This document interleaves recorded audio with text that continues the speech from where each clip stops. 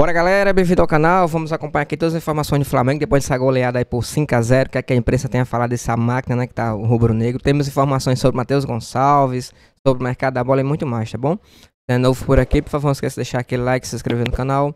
Ajuda demais o meu trabalho. Créditos e direitos autorais e ESPN Brasil. O link vai estar na descrição. Vamos pro vídeo.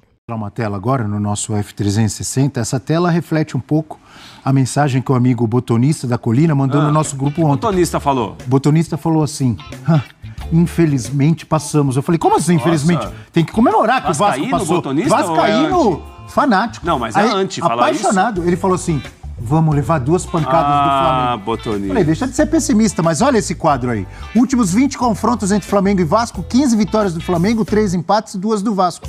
Esses números, além da diferença de qualidade, de investimento, de organização, de tudo, é que fazem com que torcedores do Vasco fiquem felizes pela classificação, mas preocupados, Bira? Ah, certamente fica preocupado, né? E porque faltou um gol, né? Um gol pro Vasco ser o terceiro, e daí cruzaria com Volta Redonda. Seria Fla-Flu a outra. Porque o Vasco fica atrás do Fluminense no confronto direto, né? Empataram em saldo de gols, em número de vitórias, saldo de gols e gols marcados. Então, um golzinho a mais do Vasco deixaria o Vasco em terceiro, e daí o Vasco pegaria o Volta Redonda, que acho que o Vascaíno estaria muito mais tranquilo.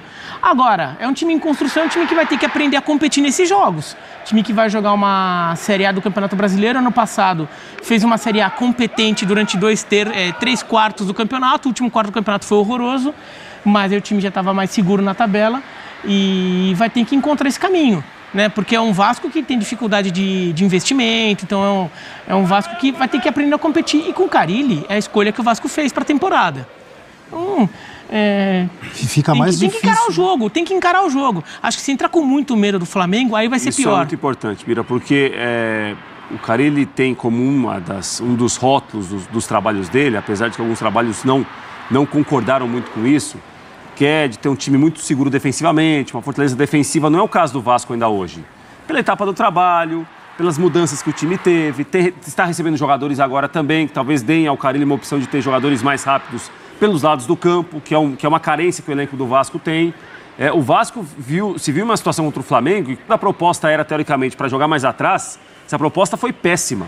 Então, entre jogar mais atrás, um time que está tão seguro defensivamente assim, tentar jogar um pouquinho contra o Flamengo, tem que tentar jogar. Eu acho que entre tentar jogar, por mais que não seja um grande jogo, algo tão vistoso, e ficar atrás defendendo-se mal contra um time que ataca também como o Flamengo, melhor tentar jogar. Eu acho que o Vasco tem uma condição de tentar jogar no Maracanã, pelo menos. A bola não pode ficar batendo e voltando como aconteceu no primeiro tempo do último clássico entre os dois. No segundo, o Vasco até quando está 1-0 ainda manda uma bola na trave do Verratti, é claro. Né? Que outro jeito que vai mandar. Eu acho que competir até consegue, mas o problema é a página 2. Competir no sentido de amarrar, de morder, de ficar mais com a bola para a bola não ficar com o adversário. Acho que o Vasco até pode fazer isso, mas é muito pouco para 2 jogos contra o Flamengo. Se fosse um jogo com os 4 do Paulista... E o problema é que no Carioca, como o Prates lembrou, você tem que vencer o jogo. Sim.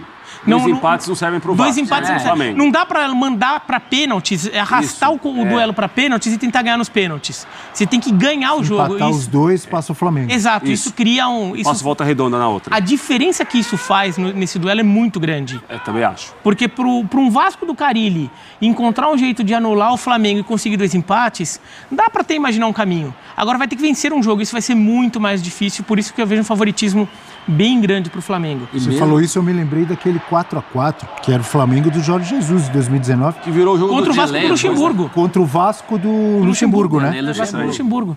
Que o Flamengo era muito favorito, tal, mas ali é um jogo, né? Foi um jogo. O Vasco teve alguns jogos em que ele competiu com o Flamengo. Há 2 anos, quando a 777 estava chegando, teve uma vitória de 1-0, gol do Pumita. Isso. Na fase de classificação do Carioca. E daí eles voltam a se enfrentar na semifinal, o Flamengo ganha os jogos, mas até são jogos muito competitivos. Aquele Vasco do Barbieri ainda. Isso. Começou bem, e que daí no Brasileiro que aquele Vasco caiu, mas fez um bom Carioca naquele ano e competiu bem com o Flamengo. Eu entendo que a tela que a gente mostrou assuste o botonista da Colina.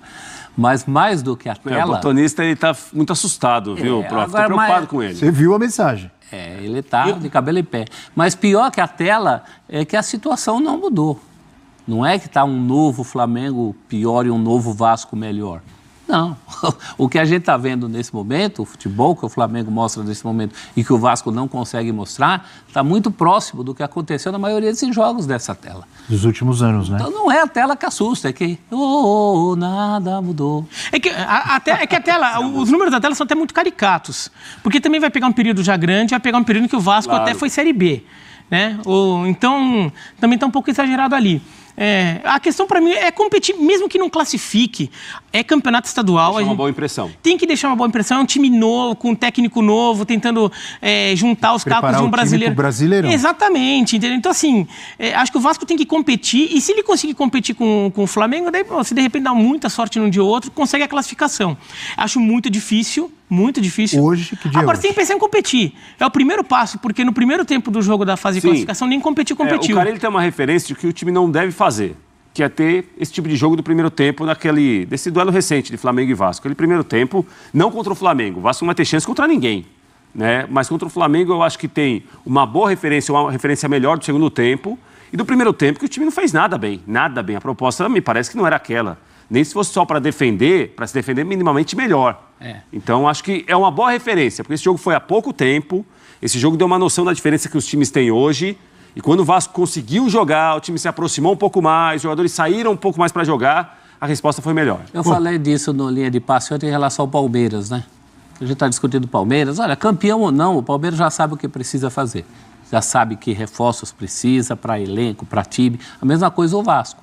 Porque a gente fala dessas experiências, fica sempre pensando no que pode dar certo. Mas o que está dando errado também é um sinal importante para você. Claro. O Vasco precisa, por exemplo, de jogadores de lado para o Campeonato Brasileiro. Só quero saber claro. o que pode dar certo. Essa música é muito boa. Não é? Muito boa. E o que está dando errado também te ajuda, Muita mesmo que você coisa. corrija. Professor Celso, muita coisa dando errado para o Botafogo. Tudo. Que vai aparecer na fala do Flamengo. Felipe Luiz falando depois do 5-0. Foi 5, né? 5-0. 5-0. 5-1? Não, 5-0. 5-0 no Maricá. 5-0 no Maricá. Felipe Luiz. Não penso em estar um passo à frente das outras equipes. Penso no nosso modelo, nos nossos pontos fortes, nos pontos que temos que melhorar. E como os jogadores entenderam, acreditam, compraram a ideia, né, do modelo e aplicam ele no campo, ele acaba acontecendo, e com a qualidade que esses jogadores têm, eles acabam potencializando muito mais ainda a sua qualidade individual. E a boa fase é o que todo treinador busca, né? Não existe nenhum treinador que quer começar o ano mal e depois acabar bem, né? Todo mundo quer estar sempre bem, e toda temporada tem altos e baixos. Então, assim, o desafio, para mim, no meu caso como treinador, é que esse time continue com essa ambição, com essa fome, né? Porque eu estava no meio deles como jogador e eu sei o que eles são ambiciosos para conquistar títulos, para fazer história aqui no Flamengo. Olha aí, Rafael Prats, o Felipe Luiz falando na ambição e na fome do time do Flamengo. Não, e até agora é um ano muito bom. Um ano muito bom, o time tem jogado muito bem, o time tem feito o que o Felipe Luiz muitas vezes exige, quando tem a bola, quando perde a bola.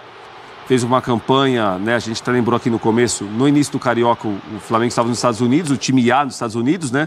O time B teve alguns resultados que não foram bons, mas a partir do momento que chegou o time A para jogar o estadual, realmente sobrou. Em alguns jogos foi muito superior aos adversários, em outros teve mais dificuldade, como no Fla-Flu, que foi 0-0, né? O Fluminense defendeu-se bem, mas até agora não enfrentou ninguém assim que conseguiu segurar, né? Nem o Flamengo, nem deter o Flamengo, nem incomodar muito o Flamengo. O jogo contra o na semifinal aparece o Vasco, ou aparece mais alguém à frente. O jogo contra o Botafogo na Supercopa foi a melhor atuação de um time brasileiro até agora no ano, né? Tudo bem que o ano estamos só em 24 de fevereiro, o ano começou agora. O site, não estava esperando, vai de novo. A atuação do Flamengo contra o Botafogo na Supercopa foi a melhor atuação de um clube brasileiro neste ano. Tudo bem, comecinho de ano só. Mas até agora, teve algum clube brasileiro que teve uma atuação melhor que aquela do Flamengo? Boa pergunta, essa eu não estava esperando por essa. O Inter jogou bem o Grenal. O Botafogo jogou bem contra o Fluminense, aquele 2 anos, fez um ótimo jogo do Botafogo. Jogou mesmo. Mas para você, qual foi a melhor atuação de um clube brasileiro no ano? Foi essa do Flamengo contra o Botafogo, na Supercopa. Até pelo nível do adversário. Sim, né? Sim, tem que considerar isso. Esse 5-0, assim, foi uma atuação linda do Flamengo, mas era o Maricá, então a gente tem que dar esse desconto, tem né? Que ponderar. Relativizar, mas mesmo isso, Bira, tá virando o último argumento dos antes. Também com o Maricá. Não, mas contra o Botafogo, falou que o Botafogo ganhou. Sim. Contra o Botafogo ganhou 2, contra o Vasco ganhou 1, só não ganhou do Fluminense. Mas o Flamengo tem jogado com esse nível, com essa fome, como diz o Felipe Luiz. A fome até agora não faltou. Mesmo quando o Flamengo não é tão A assim, ele mostrou um DNA do jeito que o Felipe Luiz quer que o time jogue. Então, eu acho que é o grande time do começo do ano. Sim, é só o começo do ano, mas ninguém tem essa sintonia entre o que o técnico quer, o que os jogadores fazem e a qualidade do time espera. Do elenco também, né? Também, mas tem muito elenco com qualidade nominal, e não é só o Cruzeiro. Mas às vezes são muitos jogadores. Não mostra isso, né? O Flamengo, praticamente todos, se não todos, estão desde o ano passado. É uma continuação do ponto de vista positivo, né? E essa química já tinha acontecido no ano passado em relação ao trabalho do Felipe Luiz. Que a gente não pode esquecer, é um trabalho que vem depois de um trabalho do Tite, cuja grande queixa da torcida era essa, era o jeito do time jogar. Até mais do que em relação a resultados. Os resultados não foram aquelas coisas, mas o que pegava era que o Flamengo não se identificava com o jeito que o Tite enxerga futebol. Eu acho interessante quando o Felipe Luiz dá importância e externa isso nas entrevistas, todos os jogos. Até o amistoso ele fala, e ele fala até em relação a ele mesmo. Eu sei que se eu perder, não com essas palavras, mas ele falou algo assim. Sabe por quê? Porque no começo... amistoso eu vou ser cobrado no Flamengo. E é verdade. Então pode ser jogo de primeira fase de Carioca, Supercopa, seja lá o que for, ele quer que todo mundo jogue. O Abel Ferreira é assim também. E vários técnicos são, mas que o time jogue sério, jogue sempre para ganhar... Não tem firula, não tem nada disso. Eu gosto. Ele consegue rodar elenco sem barulho, sem ciumeira, sem titular. Mas aí é mais fácil, né? Roda. Rodar no Flamengo sem barulho. É mais fácil porque... mas o Alcaraz, por exemplo, acabou não gostando muito, né? O Alcaraz não gostou muito do... É isso, galera. Espero que tenham gostado do vídeo, né? Vai entrar em uma polêmica aí que eu não concordo muito, mas o vídeo aqui segue. Vamos para as informações aqui importantes. Temos aí já definido, né? Flamengo e Vasco. O grande problema que tá pegando é porque o Vasco quer mandar o seu primeiro... Lembrando que o primeiro jogo, o mando de campo é do Vasco e o segundo mando de campo é do Flamengo. Torcida 50 para um lado, 50 para o outro, tá bom? Isso já tá definido. Um dos motivos que tá pegando, o Vasco quer mandar seu mando de campo em São Januário. Vai logo avisando que é impossível, isso por questão de segurança. Não tem como, né? Não tem estrutura, não tem material humano suficiente para poder conseguir manter a segurança em São Januário entre Flamengo e Vasco. Seria impossível, por isso eu já descarto São Januário, tá bom? Embora o Vasco esteja tentando aí nos bastidores e tudo mais, mas vai ser, vamos dizer, 0,0001% aí de chances ainda do Vasco conseguir manter esse jogo em São Januário. A outra alternativa seria Brasília, que seria mais viável, já que o Vasco não quer levar para o Maracanã, né? Por causa da torcida do Flamengo, mas a gente sabe que a torcida do Flamengo lá em Brasília também é muito grande, ou seja, não vai adiantar muita coisa. Mas um dos motivos seria Brasília e Maracanã, lembrando que o segundo jogo, como é mando do Flamengo, vai ser no Maracanã, tá bom?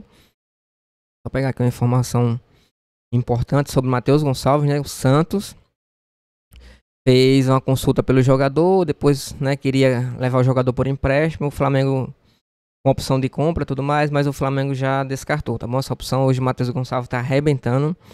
A gente não sabe porque o Tite não dava oportunidade pro Matheus Gonçalves, né?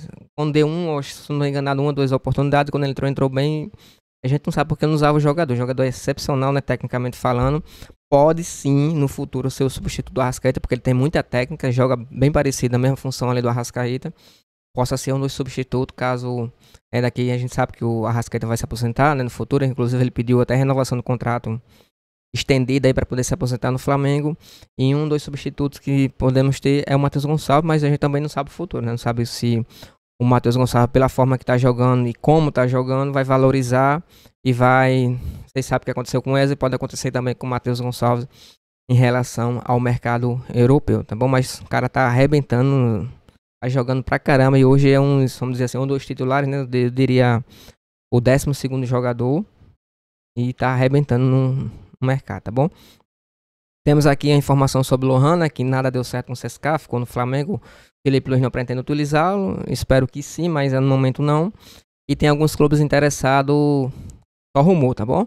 Tem alguns clubes interessados no jogador. Um é Bahia, o outro é Fortaleza, Red Bull Bragantino e o Mirassol, que subiu também para a Série A.